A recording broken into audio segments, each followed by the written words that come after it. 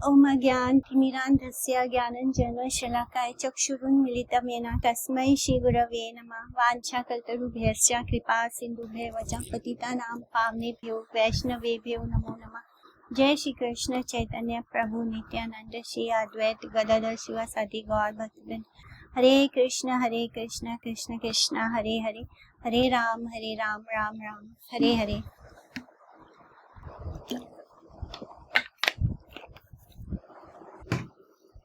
कल हम लोग अम्बुलिंग पहुंच गए थे महाप्रभु जी के साथ और आज उससे आगे बढ़ेंगे। तो कल देखा था कैसे कि 25 मई 1930 को शीला भक्ति सिद्धांत सरस्वती ठाकुर प्रभुपाद अपने कुछ वैष्णव जनों के साथ उन्होंने भी उस स्थान का दर्शन किया था 1930 में। तो कल भी हमारे लिए भी कल 25 मई था। अब हम आगे बढ़ते हैं। अम्बुलिंगा शंकर हैला ये निमित्त से कथा कही सुना हया एक चित्त। पूर्वे भगीरथ करी गंगा आराधना, गंगारा आनीलेना वंश उद्धार कारणा। गंगारा विरहे शिव विभल हैया, शिव आईलेना शेषे गंगा स्मरिया। गंगा रे देखिया शिव से छत्र भोगे, विवला हैला अति गंगा अनुरागे। गंगा देखी मात्र शिव गंगाए पड़ीला, जला रूपे शिव जानी वीते मिशाईला। जगन माता जानवियो देखिया शंकरा, पूजा करी लेना भक्ति करिया विस्तरा।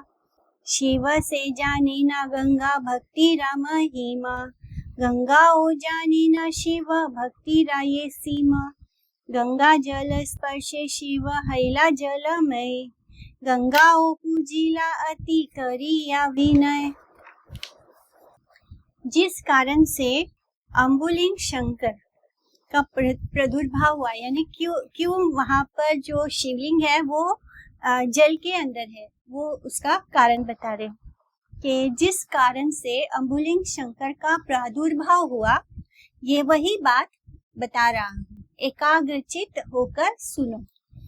पूरा काल में गंगा की आराधना करके भगीरथ अपने साथ अपने वंश के उद्धार के लिए गंगा जी को पृथ्वी पर लाए थे। गंगा के विरह में विवल शिव गंगा का स्मरण करते हुए अंततः आ गए। शिव उसी छत्र भोग में गंगा को देखकर गंगा के प्रति अनुराग के कारण विवल हो उठे। गंगा को देखने मात्र से शिव गंगा में समा गए और जल के रूप में जानवी के साथ मिलित हो गए। जगन माता जानवी ने भी शंकर को देखकर प्रचुर भक्ति का प्रकाशन करते हुए शंकर की पूजा की।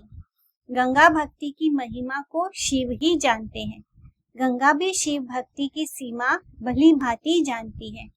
गंगा जल के स्पर्श से शिव जलमय हो गए।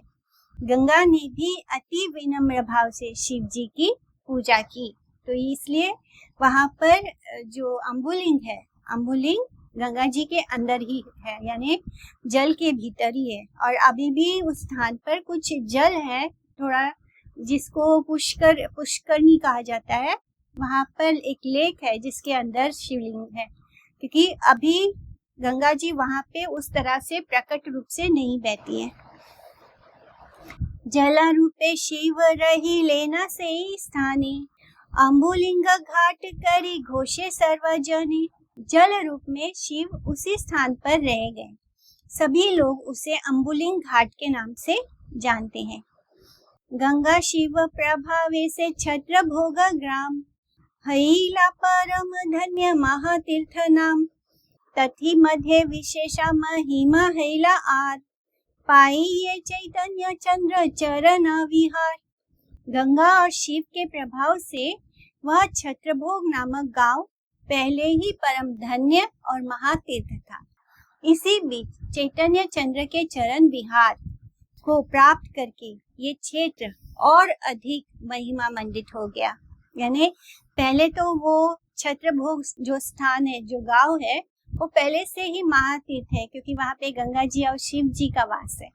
लेकिन उसके बाद चैतन्य महाप्रभु जब वहां पर पधारते हैं तो वो स्थान और भी अधिक महिमा मंडित हो गया। छत्र भोग गेला प्रभु अम्बुलिंग घाटे। अभी ये पता नहीं मुझे कि वहां पे शिवलिंग है या नहीं, लेकिन जैसे इस कथा में लिखा है कि शिव जी जो है वो गंगा को देखकर इतना विह्वल हो जाते हैं कि उसमें जल रूप से मिलित हो जाते हैं जाह्नवी के साथ। तो इस तरह उस घाट का नाम ही अम्बुलिंग है। छत्र भोग गेला प्रभु अम्बुलिंग घाटे, शतमुखी गंगा प्रभु देखिला निकटे। देखिया हैला प्रभु आनंदे विह्वल, हरि बले हुंकार करे ना कोलाहल। आछाड़ा खाईना नित्यानंद कोले करी, सर्वगणे जय दिया बले हरि हरि। आनंद आवेशे प्रभु सर्वगणे लैया, सेई घाटे स्नान करी लेना सुखी हैया। अनेका कौतुके प्रभु करी लेना स्नाने, वेद व्यासता सब लिखी बे पुराने। प्रभु जो है छत्रभोग के अम्बुलिंग नामक घाट पर गए। वहां पर निकट में जो महाप्रभु के समय शतमुखी गंगा वहां पर बहती थी, तो वहां पर शतमुखी गंगा के दर्शन किए। दर्शन करके प्रभु आनंद में विह्वल हो गए और हरि हरि कहकर हुंकार पूर्वक कोलाहल करने लगे। नित्यानंद की को गोद में लेकर प्रभु पछाड़ खाने लगे। सभी जन जय ध्वनि उच्चारण पूर्वक हरि हरि कहने लगे। यानी उनके अंदर जो प्रेम विकार है वो उत्पन्न हो जाने से वो महाप्रभु जो है नित्यानंद प्रभु को गोद में उठाकर जोर जोर से गिर पड़ रहे थे और हरि हरि सभी लोग भी हरि हरि बोलने लगे। प्रभु ने सभी जनों को साथ लेकर आनंद के आवेश में उसी घाट पर गंगा में स्नान किया और परम प्रसन्न हुए। अनेक कौतुकों के साथ प्रभु ने स्नान किया। आगे वेद व्यास जी ये सब पुराणों में लिखेंगे। स्नान करी महाप्रभु उठी लेना कूले, यही वस्त्र परिसे तिते प्रेम जले। पृथ्वी ते बहे एका शतमुखी धार, प्रभु नयन भय शतमुखी आर। अपूर्व देखिए सबे हासे भक्त गण, हेना महाप्रभु गौर चंद्र रेरा क्रंदन। महाप्रभु ने स्नान पूरा करके समापन करके तट पर वापस आते हैं। जो वस्त्र प्रभु पहनने लगते वही प्रेम जल में भीग जाता। यानी महाप्रभु के आंखों से जो अश्रु की धार बहती है वो मानो गंगा जी ही बह रही है उनके आंखों से। तो जो वो उनके आंखों से जो प्रेम जल निरंतर बहता रहता, महाप्रभु जितना वस्त्र बदलने की कोशिश करते उतना वस्त्र क्या हो जाता, भीग जाता उनका। प्रभु के नयनों से एक और शतमुखी धारा बहने लगी। यानी एक तो वो शतमुखी गंगा घाट पर ही है और दूसरी शतमुखी गंगा उनके आंखों से नयनों से बह रही है। महाप्रभु गौरचंद्र का ऐसा अपूर्वक क्रंदन देखकर सभी भक्तगण हंसने लगे। गांव के अधिकारी भाग्यवान रामचंद्र खान, सेई ग्रामे अधिकारी रामचंद्र खान, यद्यपि विषयी तबु महाभाग्यवान। अन्यथा प्रभुरा संगे ताना देखा केने, दैव गति आसिया में लीला से स्थाने।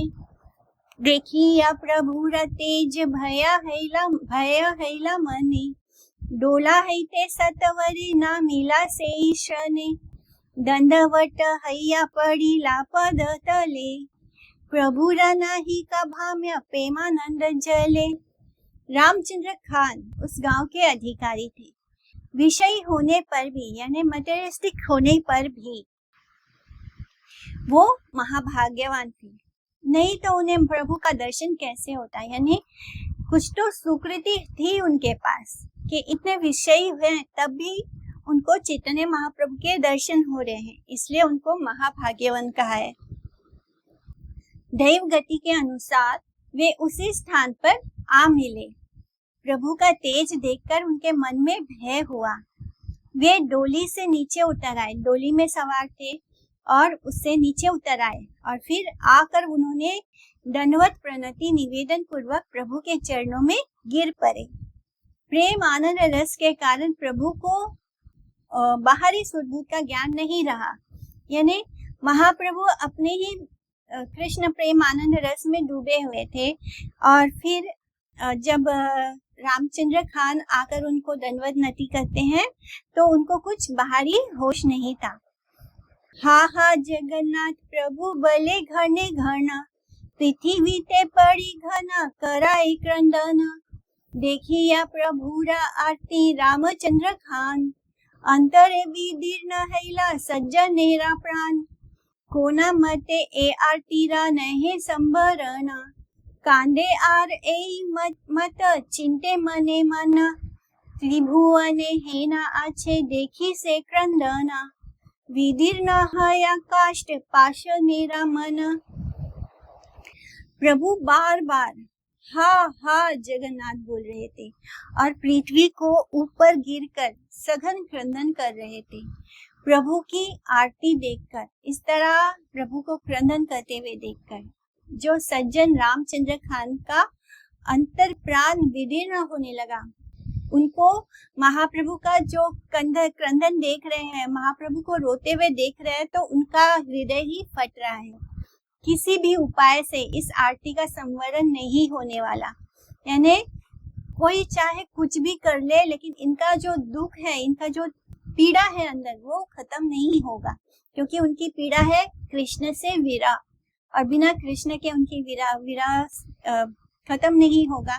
तो किसी भी उपाय से इस आरती का संवरण नहीं होने वाला। वो महाप्रभु को जानते नहीं थे। उन्होंने महाप्रभु को जब देखा, वो डोली में उसी रास्ते से गुजर रहे थे जहाँ पर महाप्रभु गंगा जी में स्नान करके बाहर निकले थे। उसी रास्ते से वो रामचंद्र खान उस गांव के अधिकारी होने के नाते वो अपनी डोली पे सवार अपने सब सर्वेंट्स के साथ निकले थे। और रास्ते में जब वो महाप्रभु को देखते हैं तो उनका जो तेज महाप्रभु का है, महाप्रभु एकदम अलग से लगते ही हैं, तो उनको देखकर उनको भय लगता है मन में पहले, और फिर उनको लगता है कि ये जो सन्यासी है, ये उनको कुछ अलग सा फील होता है उनके लिए। फिर वो अपनी डोली से उतर के आते हैं, उनको दंडवत निवेदन करते हैं उनके चरणों में। महाप्रभु को तब भी कुछ बाहरी होश नहीं होता है, बाह्य ज्ञान नहीं होता है।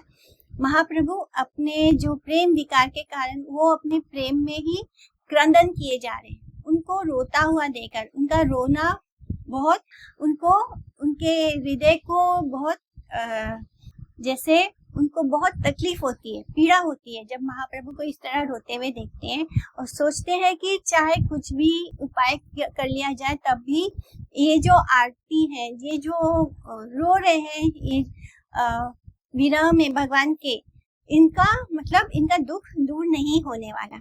इस तरह जो रामचंद्र खान है वो मन ही मन चिंतन कर रहे थे और रो रहे थे। वो खुद भी रोए जा रहे थे महाप्रभु को रोता हुआ देखकर।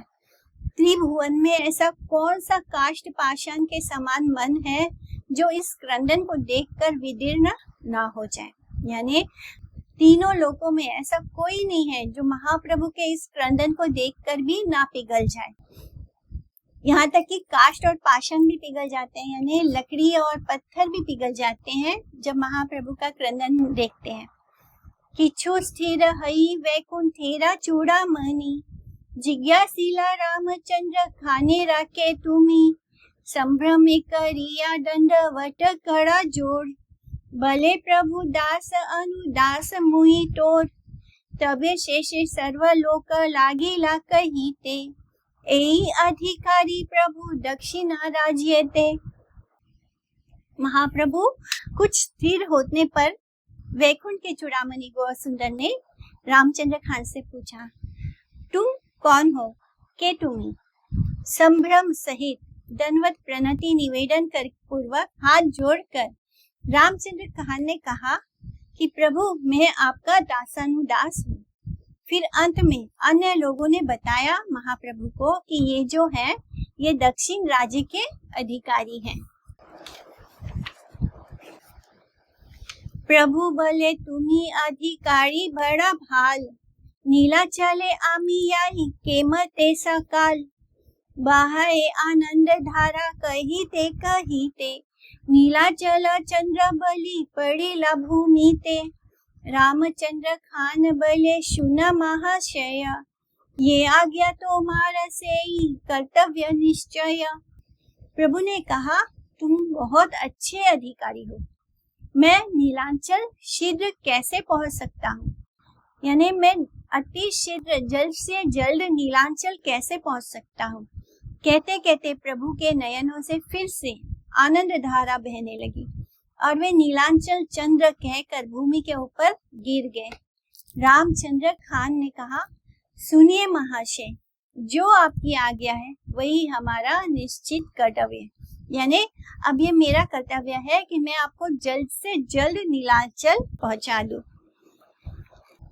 सबे प्रभु हइया छे विषम समय, से देशे ए देशे केहा पथ नहीं वै, राजा रात्रि शूल पुटिया छे स्थाने स्थाने, पथिका पाइले जाशु बलि लय प्राणी, कोन दिग दिया वा पाथाई लुकाइया, ताहा ते दड़ाए प्रभु शुन मन दिया, मुहि से नश्कर एठा कार मोर भार, नागाली पाइले आगे संशय आमार, तथापियो ये ते केना प्रभु मोर नय, ये तो मार आज्ञा करी मु निश्चय।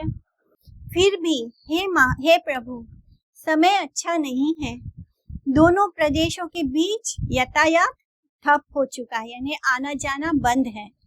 राजाओं ने जगह जगह पर त्रिशूल लगा कर रखे हैं, यानी कोई उस रास्ते से गुजरा तो उसको मारेंगे। राहगीर मिलने पर जासूस कहकर उसके प्राणों का संहार कर दिया जाता है, यानी अगर कोई साधारण व्यक्ति भी उस रास्ते से गुजरता है तो क्या कहते हैं कि ये उस प्रांत का जासूस है, ये कहकर उसको मार दिया जाता है। आपको छिपाकर कौन सी दिशा की ओर भेजूं, इस चिंता में मैं घबरा रहा हूँ। हे प्रभु, आप मन लगाकर सुनिए, मैं नश्कर हूँ, यहाँ की जिम्मेदारी मुझ पर है। यदि पकड़े गए तो सबसे पहले मुझ पर गाज गिरेगी। फिर भी हे मेरे प्रभु, जैसे तैसे क्यों ना हो, जो आपकी आज्ञा है वो मैं निश्चय करूंगा। तो इस तरह वो रामचंद्र खान महाप्रभु को कहते हैं कि यहाँ का जो इस जगह से दूसरे जगह पर जाने का जो पूरा जिम्मेदारी है वो सब मेरा ही है, यानी इस प्रांत का, इस गांव में से आपको जहाँ भी जाना हो तो अगर इस गांव से बाहर निकल के दूसरे इसमें जाओगे तो वो मेरे ही रिस्पॉन्सिबिलिटी है। अगर आप पकड़े गए तो मेरे ऊपर ही गाज गिर जाएगी, लेकिन फिर भी मैं आपको भेज कर रहूंगा, मैंने ये निश्चय कर लिया है। जिस प्रकार जल पथ में टॉर्पेडो बोट के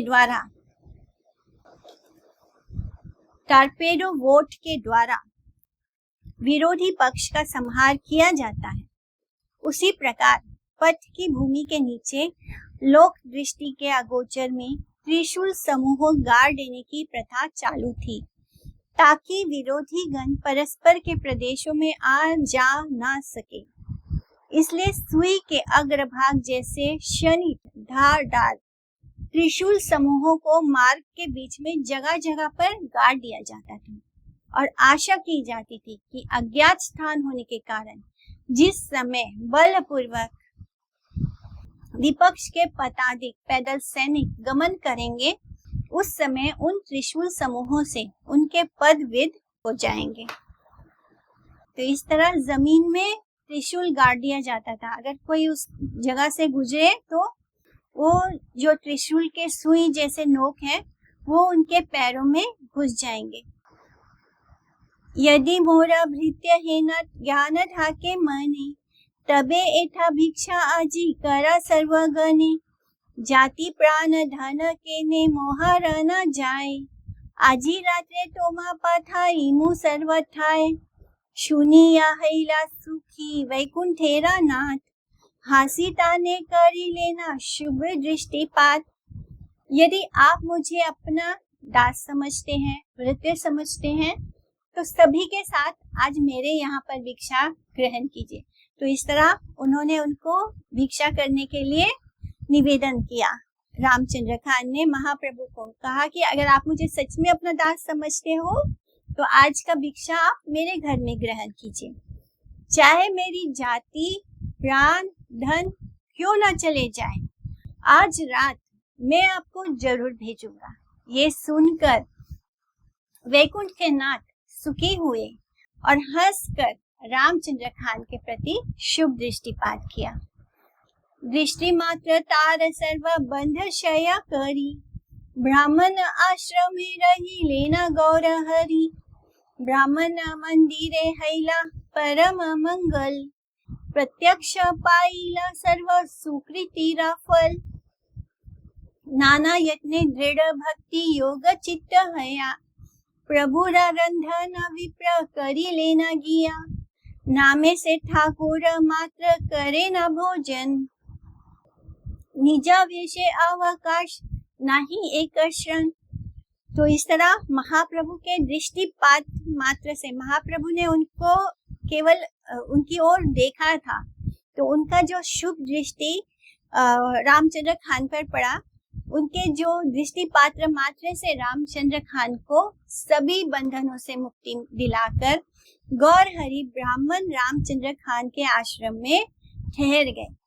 ब्राह्मण के मंदिर में परम मंगल का उदय हुआ, यानी उस ब्राह्मण के घर में, रामचंद्र खान के घर में परम मंगल का उदय हुआ। इस तरह महाप्रभु की कृपा दृष्टि मात्र पाने से क्या हुआ, जो रामचंद्र खान है उसके जो जन्म जन्मों के कर्म बंधन थे वो सब छूट गए, वो सब खत्म हो गए। और महाप्रभु जो उसके घर में रुकेंगे तो क्या होगा, उसने इतने जीवन भर जो जन्मों में जो सुकृति का कमाई है उसका आज उसको फल प्राप्त हो गया। सारी सुकृतियों का फल ब्राह्मण को प्रत्यक्ष रूप में मिल गया। ब्राह्मण ने जो हम सुकृति करते हैं उसका फल यही है कि हम प्रभु की शरणागति प्राप्त करें, प्रभु को प्राप्त करें। तो वो सुकृति, उसने शायद बहुत सुकृति कर रखी थी जिसका फल आज उसको मिल गया। सुकृतियों का फल ब्राह्मण को प्रत्यक्ष रूप मिल गया। ब्राह्मण ने अनेक यत्न के साथ दृढ़ भक्ति योग युक्त चित्त से प्रभु के लिए रंधन कार्य संपन्न किया, यानी उनके लिए प्रसादम तैयार किया।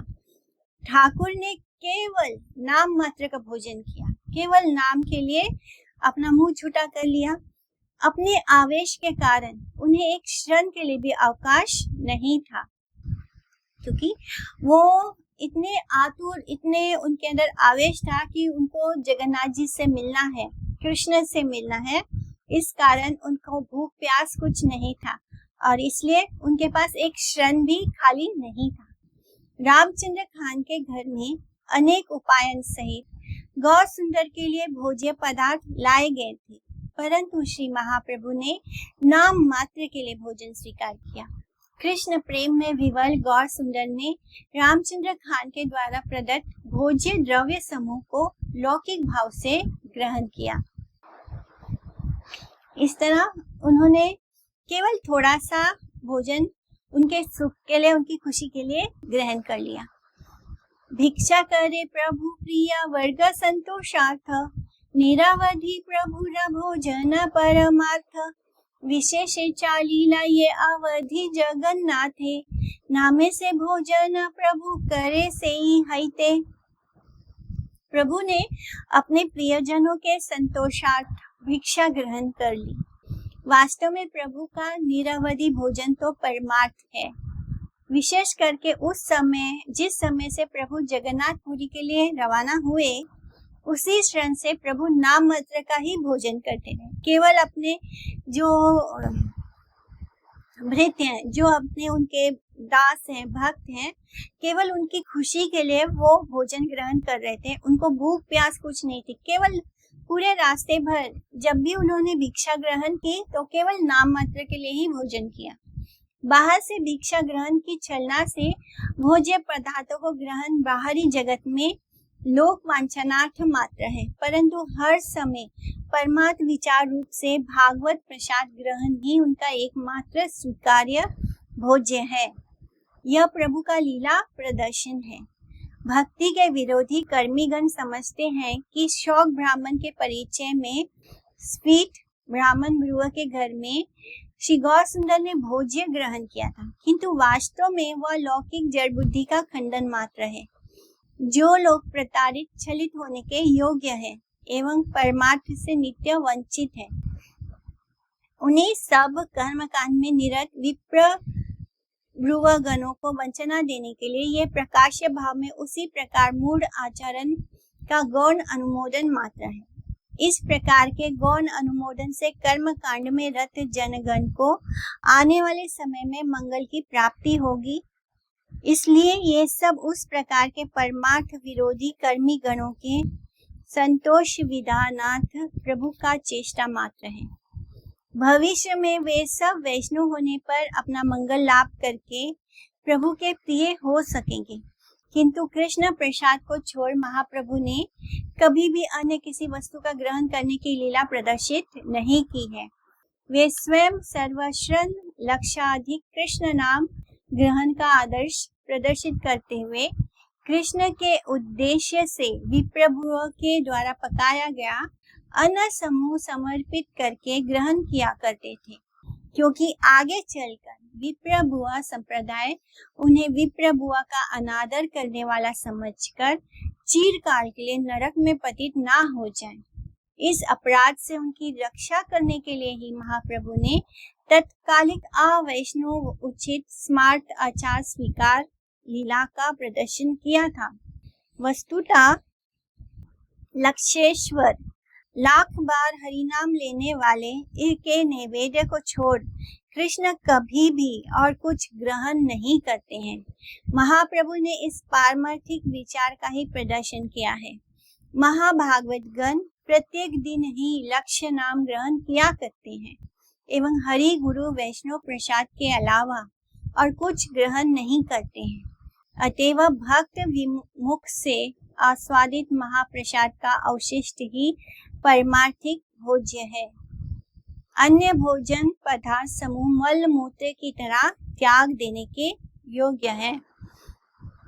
तो यहाँ पर महाप्रभु ने जो प्रसाद ग्रहण किया, तो जिनके यहाँ प्रसाद ग्रहण किया वो तो कोई भक्त नहीं है, लेकिन वो ब्राह्मण है, भक्त नहीं है। तब भी महाप्रभु ने ये लीला की कि उनके घर प्रसाद भोग स्वीकार किया। वो इसलिए किया ताकि आगे चलकर कोई ये ना बोले कि उन्होंने ब्राह्मण का अपमान किया। और अगर वो सारे लोग जो ये सोचते हैं, जो स्मार्ट हैं, जो बहुत सारे देवी देवता को मानने वाले स्मार्ट बंधु जो लोग हैं, वो लोग शौक ब्राह्मण जिनको कहते हैं, तो वो लोग ये ना बोले कि गौर हरि ने ब्राह्मण का अपमान किया। अगर वो ऐसा बोलते तो उनको अपराध लग जाता और इससे उनका पतन हो जाता। तो ऐसे लोगों की रक्षा करने के लिए ही महाप्रभु ने ये लीला की। अदरवाइज इसमें लिखा है कि जब तक कोई एक लक्ष्य यानी लाख बार हरि नाम नहीं लेता तो भगवान जो है उसका नैवेद्य स्वीकार नहीं करते हैं। यानी वस्तुतः लक्षेश्वर के नैवेद्य को छोड़ कृष्ण कभी भी और कुछ ग्रहण नहीं करते। तो ये जो हम 64 माला करनी होगी लाख बार हरि नाम लेने के लिए, और जब तक कोई लाख बार हरि नाम लेकर भोग नहीं तैयार करता तब तक भगवान उसका नैवेद्य स्वीकार नहीं करेंगे। लेकिन परमार्थिक महाप्रभु जो है ऐसे लोगों की रक्षा करना चाहते थे, इसलिए उन्होंने स्मार्ट उस ब्राह्मण का भोजन स्वीकार किया। तो ये तो हमारे श्रीला प्रभुपाद की कृपा है कि वो उन्होंने हमें बोला कि हमें 16 माला उन्होंने 64 राउंड्स को कम करके 16 राउंड्स कर दिया, क्योंकि इस कलयुग में लोग 16 माला को भी बहुत ज्यादा समझते हैं। विशुद्ध विष्णु सेवा में निरत ब्राह्मण गण ही उनके प्रिय हैं।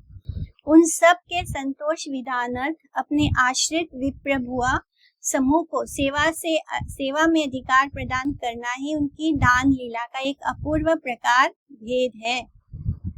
इस तरह महाप्रभु ने उनको वैष्णव सेवा करने का अवसर प्रदान किया रामचंद्र खान को, परंतु ऐसा होता है ये मानकर मूढ़गण की भांति परमात्म भोजन परित्याग पूर्वक अछूत अनिवेदित द्रव्य ग्रहण करना अथवा अशुद्ध जनों के निवेदन आभास को नैवेद्य मानकर उसका ग्रहण करना कभी भी अनुमोदन योग्य नहीं होगा। यानी महाप्रभु जो कर रहे हैं वो, क्योंकि वो साक्षात भगवान कृष्ण है, इसलिए वो ऐसी लीला कर सकते हैं, लेकिन हम महाप्रभु को कॉपी नहीं कर सकते, हम उनको देखा देखी उनकी नकल नहीं कर सकते। जो महाप्रभु कर सकते हैं वो महाप्रभु ही कर सकते हैं। तो इसलिए यहाँ पर ये भी लिखा है कि जो भगवान के भक्त नहीं होते हैं, ऐसे लोगों के हाथों का जो भोजन होता है उसको मल मूत्र की तरह त्याग देना चाहिए, यानी उसको स्वीकार नहीं करना चाहिए, ना ही महाप्रभु जो कर रहे हैं उसका अनुमोदन करना चाहिए। तो महाप्रभु तो साक्षात कृष्ण है, वो ये उनकी दान लीला है, वो अपने सबको कृष्ण भक्ति देना चाहते हैं, कृष्ण प्रेम देना चाहते हैं, और इस तरह वो विष्णु सेवा का अवसर दे रहे हैं। निरवधि जगन्नाथ प्रति आरती करी, आई सेना सब पठ आपना पासरी, कारे बलि रात्रि दिन पथेरा संचार, किवा जल किवा स्थल किवा पारा पार, किछु नाही जाने प्रभु दुबी प्रेम रसे,